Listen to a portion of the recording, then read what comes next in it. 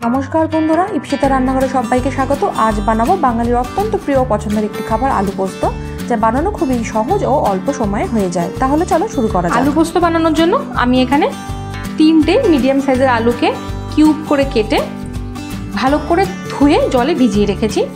আর আমি এখানে নিয়ে নিয়েছি 4 চামচ মতো পোস্ত, সামান্য একটু হলুদ, লবণ পরিমাণ মতো, অনেকগুলো কাঁচা লঙ্কা নিয়েছি, আর নিয়েছি সামান্য একটু 5 ফোড়নের জন্য।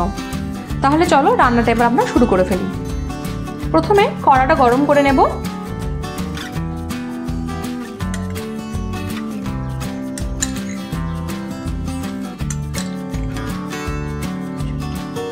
মোটামুটি আমি 4 চামচ মতো পোস্ত নিয়েছি। পোস্তটাকে একটু নেড়ে নেব। পোস্তটা যদি একটু শুকনো খোলায় নেড়ে নিয়ে তারপরে করা হয় তাহলে কিন্তু সাধারণ পোস্তর স্বাদও একটু অন্যরকম খেতে লাগে। গ্যাসের ফ্লেমটা লো করে মোটামুটি মিনিট 2 পোস্তটাকে একটু নেড়ে নেব। মিনিট 2 সময় ধরে পোস্তটা আমার একটু ভাজা হয়ে গেছে। এটা এখন আমি একটা অন্য পাত্রে ঢেলে ঠান্ডা হতে দেব। এটা কিন্তু যখন সম্পূর্ণ ঠান্ডা হয়ে যাবে তখনই আমরা এটা বাটবো। পোস্তটাকে অন্য পাত্রে ঢেলে রেখেছি।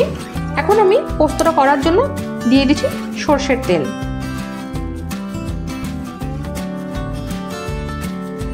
সরষের তেল খুব ভালো করে গরম করে আমি এখানে দিয়ে দিচ্ছি 3টে শুকনো লঙ্কা আর সামান্য একটু 5 ফোড়ন। শুকনো লঙ্কা 5 ফোড়নটাকে সামান্য একটু ভেজে নিয়ে আমি এখানে কিউব করে কেটে রাখা আলুগুলোকে দিয়ে দেবো।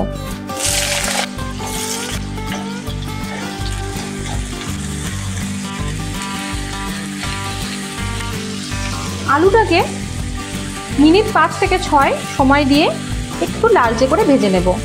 এদিকে আলুটা ভাজা হতে হতে আমি পোস্তটা বেটে নেব। এখানে মিক্সির বাটিতে পোস্তটা আগে দিয়ে দিচ্ছি, আর দিয়ে দিচ্ছি সামান্য একটু লবণ। প্রথমে আমরা পোস্তটাকে আগে একটু শুকনো বেটে নেব। শুকনো পোস্তটা বেটে নিলে কিন্তু পোস্তটা বাটাটা খুব ভালো হয়। পোস্তটাকে আমি শুকনো বেটে নিয়েছি আগে। দেখো কি সুন্দর পোস্তটা বাটা হয়ে গেছে। এখন আমি সামান্য একটু জল দিয়ে পোস্তটাকে আবার বেটে নেব।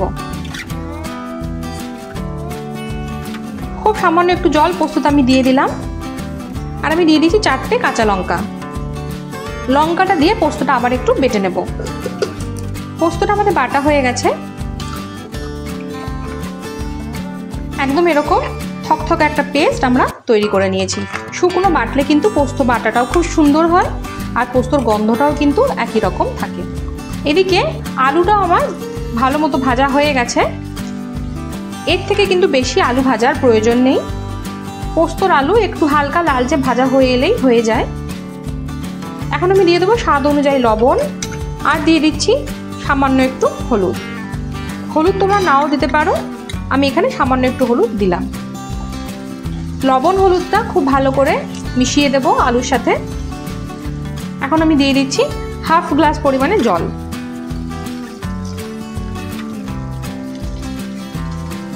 জলটা দিয়েও খুব ভালো করে একটু মিশিয়ে দেব। গ্যাসের ফ্লেমটাকে মিডিয়ামে করে দিয়ে আমরা এখন আলুটা সেদ্ধ হতে দেব।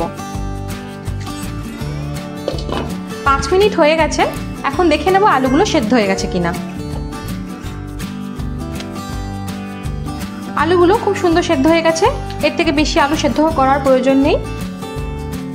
এখন আমি দিয়ে দিচ্ছি বেটে রাখা পোস্তটা। মিক্সির বাটিতে ধুয়ে খুব সামান্য একটু জল আমি দিয়ে দিলাম। মিডিয়াম ফ্লেমে এখন পোস্তটাকে আলুর সাথে খুব ভালো করে মিশিয়ে দেব। পোস্তটা আমি আরেকটু ফুটিয়ে নেব। একটা কাঁচা লঙ্কাকে আমি এমনি করে একটু ভেঙে দিয়ে দিচ্ছি।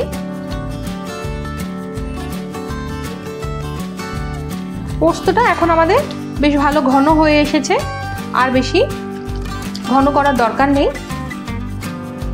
এখন আমি দিয়ে দিচ্ছি 1 চামচ মতো সরষের তেল। কাঁচা সরষের তেল ছাড়া কিন্তু পোস্ত একদম অসম্পূর্ণ। কাঁচা সরষের তেল আর কাঁচা লঙ্কার গন্ধে কিন্তু পোস্ত খেতে ভীষণ ভালো লাগে। এখন আমরা গ্যাসের ফ্লেমটাকে বন্ধ করে দেবো। 5 মিনিট মতো ঢাকা দিয়ে রেখে আমরা পোস্ত সার্ভ করব। হয়ে গেল আলু পোস্ত। রেসিপিটা কেমন লাগলো অবশ্যই কমেন্ট করে জানাবে। ভিডিওটি ভালো লাগলে লাইক করো আর চ্যানেলটা সাবস্ক্রাইব করো।